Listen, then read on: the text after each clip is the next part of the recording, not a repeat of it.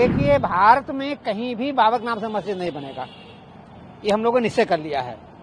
6 दिसंबर को जो टीएमसी का विधायक ऐलान किया है कि वहां पर उद्घाटन किया जाएगा भूमि का, नहीं हो पाएगा।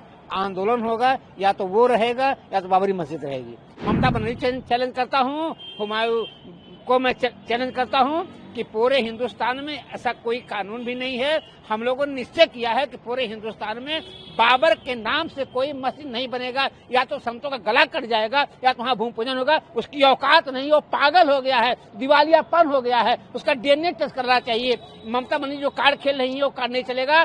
बाबरी मस्जिद के लिए 5 एकड़ जमीन दे दिया गया है, तब भी ऐसे टीएमसी के विधायक को पागलपन का दौरा आ चुका है। उनको मालूम नहीं है, ऐसे लोग कोड और संविधान कानून को बहुत बड़ा दे रहे हैं चुनौती। ऐसे लोग हिंदुस्तान में रह करके हिंदुस्तान के साथ गद्दारी करते हैं। 25 नवंबर को ध्वजारोहण का कार्यक्रम है, उसको लेकर के सनातन विरोधियों को पच नहीं रहा है, पेट में जलन हो रहा है, दिक्कत आ रहा है। इसीलिए जिस तरह कोठारी बंधुओं ने बाबरी मस्जिद के ढांचा को गिराए थे, अब 6 दिसंबर को टीएमसी के विधायक ने ऐलान किया है शिलान्यास के लिए। यह दुखद है।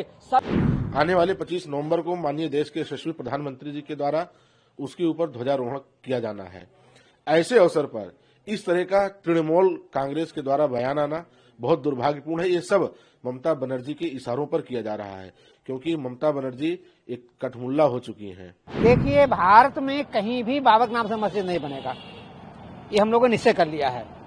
6 दिसंबर को जो टीएमसी का विधायक ऐलान किया है कि वहां पर उद्घाटन किया जाएगा भूमि का, नहीं हो पाएगा। आंदोलन होगा, या तो वो रहेगा या तो बाबरी मस्जिद रहेगी। हम अयोध्या के संत निश्चय कर चुके हैं कि पूरे हिंदुस्तान में बाबर के नाम से कोई मस्जिद नहीं बनेगा, नहीं बनेगा, नहीं बनेगा।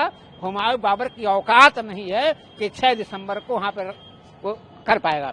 और चैलेंज करता हूँ, ममता बनर्जी चैलेंज करता हूँ, हुमायूं को मैं चैलेंज करता हूँ कि पूरे हिंदुस्तान में ऐसा कोई कानून भी नहीं है। हम लोगों ने निश्चय किया है कि पूरे हिंदुस्तान में बाबर के नाम से कोई मस्जिद नहीं बनेगा। या तो संतों का गला कट जाएगा या तो वहाँ भूमि पूजन होगा। उसकी औकात नहीं, वो पागल हो गया है, दिवालियापन हो गया है। उसका डीएनए टेस्ट करना चाहिए। ममता बनर्जी जो कार्ड खेल रही है वो कार्ड नहीं चलेगा। पश्चिम बंगाल में हमारी सरकार बनेगी, हम वहाँ सरकार जाएंगे। बाबर के नाम पे कोई मस्जिद नहीं बनेगा, या तो वो रहेगा या तो अयोध्या के संत रहेंगे। बंगाल में बाबरी मस्जिद का शिलान्यास है। दिल्ली विधायक हुमायूं कबीर, उनका कहना है कि 6 दिसंबर को बंगाल में बाबरी मस्जिद बनाई जाएगी, उसके लिए शिलान्यास होगा। क्या कहना है? बाबरी मस्जिद के लिए 5 एकड़ जमीन दे दिया गया है, तब भी ऐसे टीएमसी के विधायक को पागलपन का दौरा आ चुका है। उनको मालूम नहीं है, ऐसे लोग कोड और संविधान कानून को बहुत बड़ा दे रहे हैं चुनौती। ऐसे लोग हिंदुस्तान में रह करके हिंदुस्तान के साथ गद्दारी करते हैं।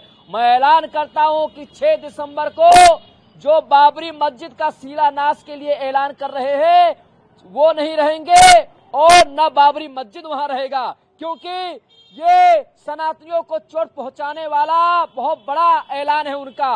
जो 25 नवंबर को ध्वजारोहण का कार्यक्रम है, उसको लेकर के सनातन विरोधियों को पच नहीं रहा है, पेट में जलन हो रहा है, दिक्कत आ रहा है। इसीलिए जिस तरह कोठारी बंधुओं ने बाबरी मस्जिद के ढांचा को गिराए थे, अब 6 दिसंबर को टीएमसी के विधायक ने ऐलान किया है शिलान्यास के लिए। यह दुखद है। सभी सनातनी वहां जाएंगे, सभी साधु संत जाएंगे और वहां पे जिस तरह उसने बयान दिया है कि 6 दिसंबर को शिलान्यास होगा, वहां शिलान्यास नहीं होने दे। अगर हो भी गया तो उसको जड़ से समाप्त कर देंगे। ये भारत की भूमि है, मेरे राम और कृष्ण की भूमि है। यहाँ कोई बाबर नहीं आया है, ना कोई औरंगजेब आया है। औरंगजेब का और बाबर का नामो निशान मिटना चाहिए। हम लोग होने नहीं देंगे शिलान्यास। और जो ममता बनर्जी जी जिहादी और कट्टरपंथियों को पालती है, घुसपैठियों को पालना चाहती है, और ममता बनर्जी जी का चलने वाला नहीं है। ममता बनर्जी जी को बहुत जल्द इस्तीफा देना पड़ेगा और बंगाल की जनता इस बार ममता बनर्जी जी को हटाएगी। हुमायूं कबीर ने 6 दिसंबर को बंगाल में बाबरी मस्जिद शिलान्यास समारोह की घोषणा की है। महाराज जी किस नजर से इसको देखते हैं?